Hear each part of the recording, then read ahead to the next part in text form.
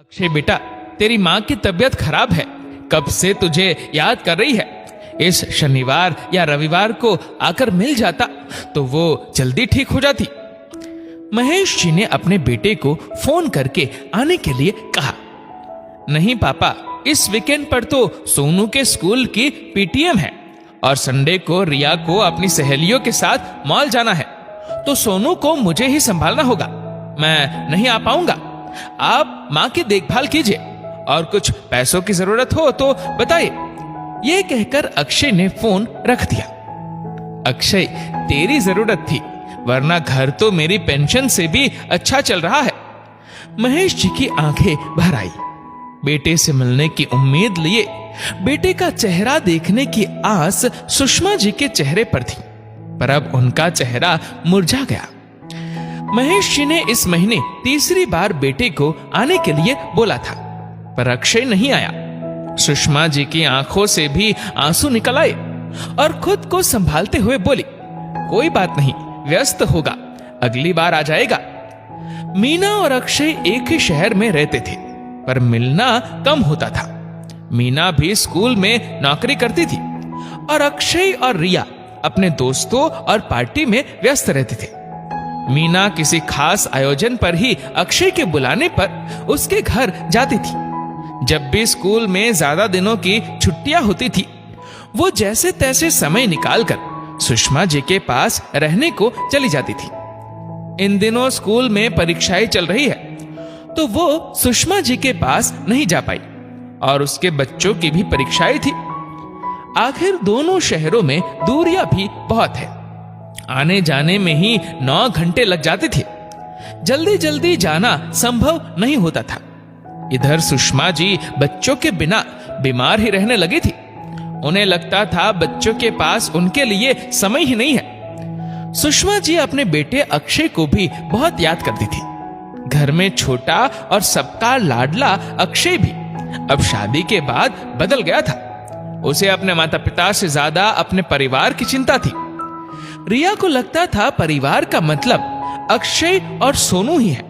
वो अपने सास ससुर को परिवार में गिनती नहीं थी। जब से अक्षय ने अपने पसंद से शादी की है, तब से उसका रवैया भी काफी बदल गया है। उसकी पढ़ी लिखी पत्नी अपने सास ससुर का जरा भी सम्मान नहीं करती थी।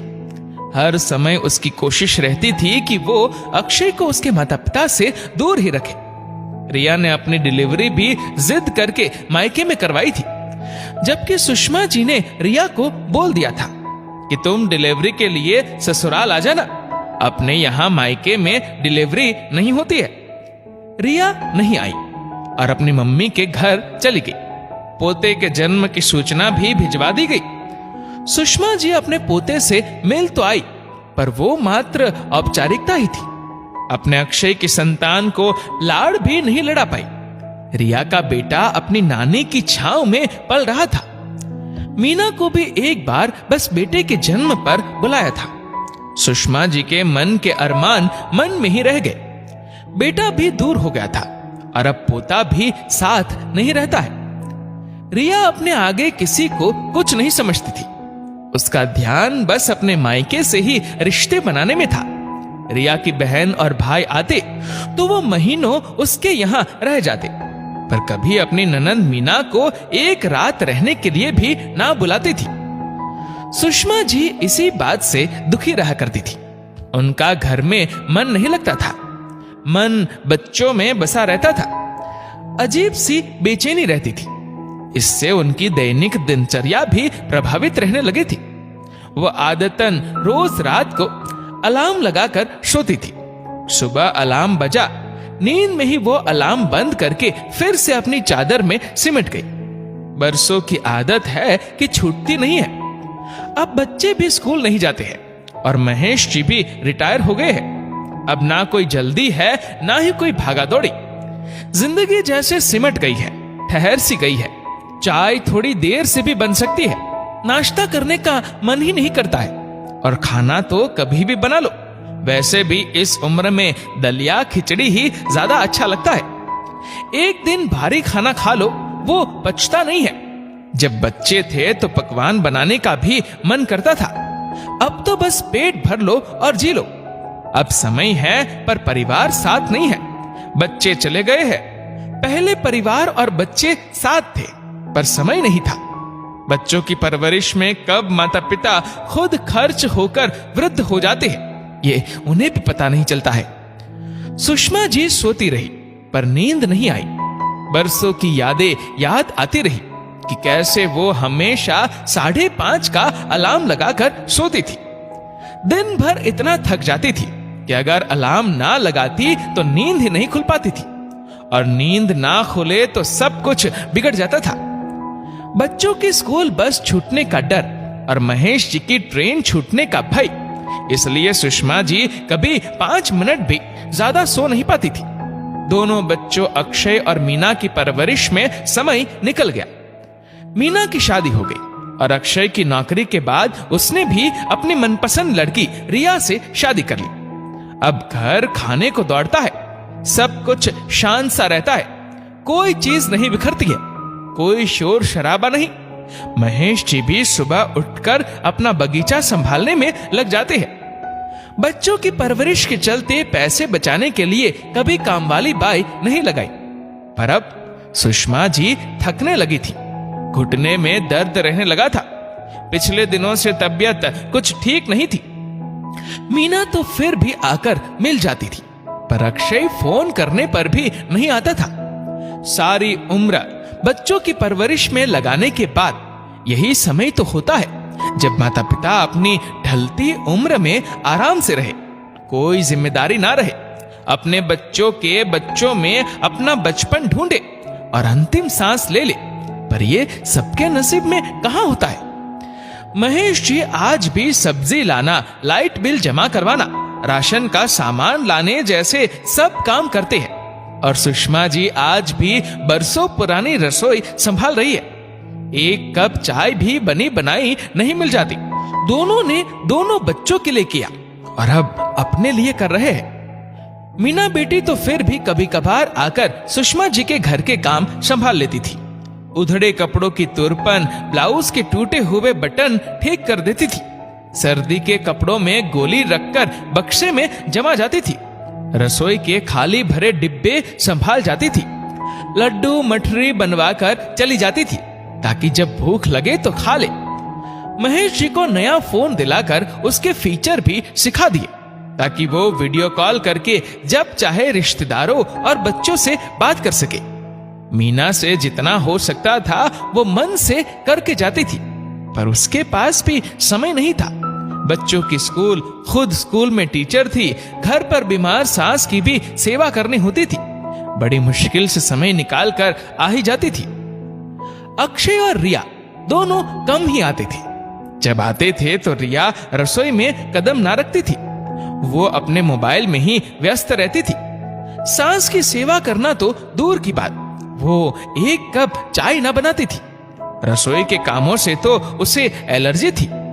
अक्षय और रिया का आना तो महेश जी और सुषमा जी के लिए मुसीबत बन जाता था। अक्षय अपनी पत्नी की सेवा में लग जाता था, इससे वो महेश जी की कोई मदद नहीं करवा पाता था।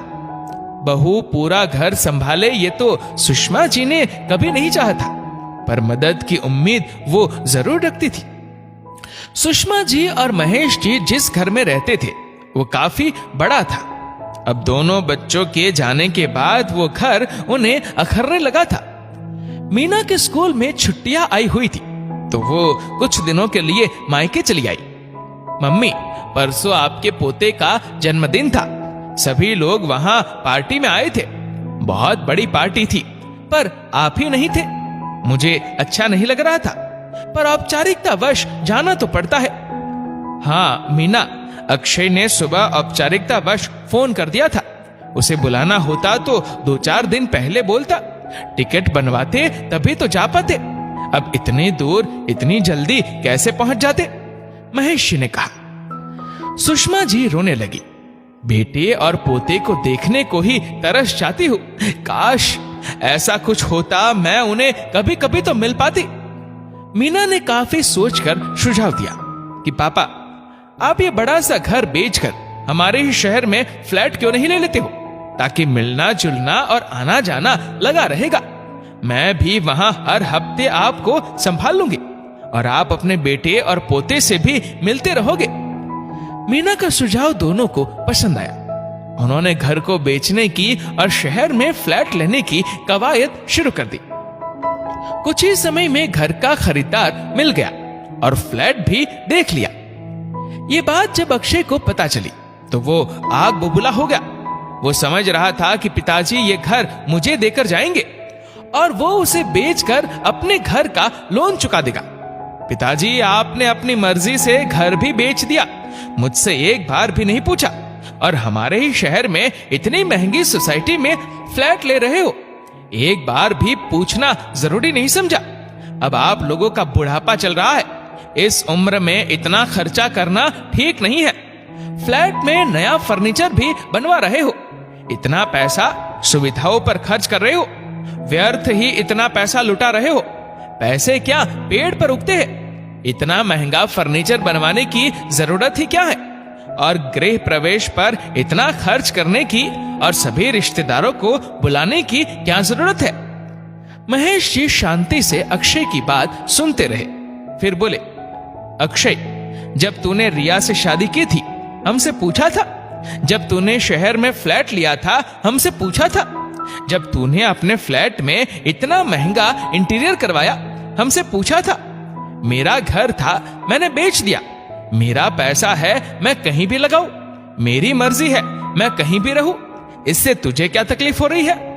और एक बात, हमें बुढ़ापा आ गया तो क्या हम अच्छा खाना पीना छोड़ दे, अच्छे से रहना जीना छोड़ दे? तू कहता है बुढ़ापे में अच्छे से जीकर क्या करोगे? हम गृह प्रवेश पर कितना खर्च कर रहे हैं, ये तू कौन होता है जो मुझसे हिसाब मांग रहा है? तू आए दिन घूमने जाता है, होटल में इतना खर्च करता है, मैं तो तुझसे हिसाब नहीं मांगता हूं।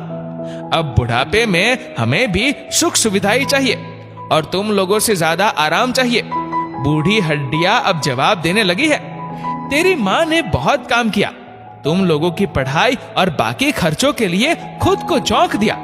अब इस उम्र में तो मैं उसे आराम देना चाहता हूँ और मेरा पैसा है, मैं तुझसे तो 1 रुपया भी नहीं मांग रहा हूँ, ना मैं तुझसे पैसा ले रहा हूँ और ना ही तुझे देने के लिए मजबूर हूँ। और हाँ, जो बुढ़ापे में हमारी सेवा करेगा ये घर मैं उसके ही नाम कर दूंगा। मैं बचत करके करूंगा भी क्या? अगले महीने की 15 तारीख तक हम वहां शिफ्ट हो जाएंगे। बहू और पोते को गृह प्रवेश में लेकर आ जाना, निमंत्रण पत्र तेरे घर भिजवा दूंगा। महेश जी की बात सुनकर अक्षय की बोलती बंद हो गई।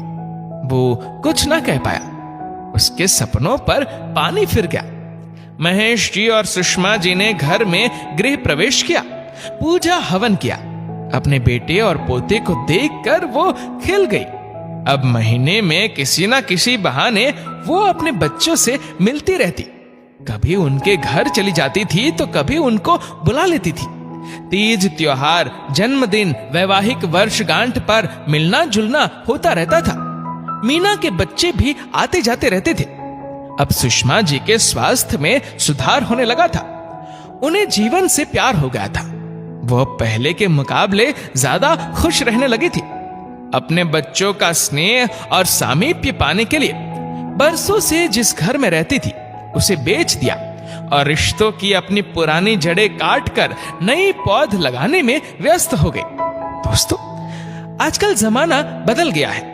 बच्चों के पास समय ही नहीं है कि वो माता पिता को संभाले, इसलिए कुछ माता पिता उसी शहर और सोसाइटी में शिफ्ट हो जाते हैं जहां उनके बच्चे रहते हैं। इससे रिश्तों में जिंदा दिली और प्यार बना रहता है।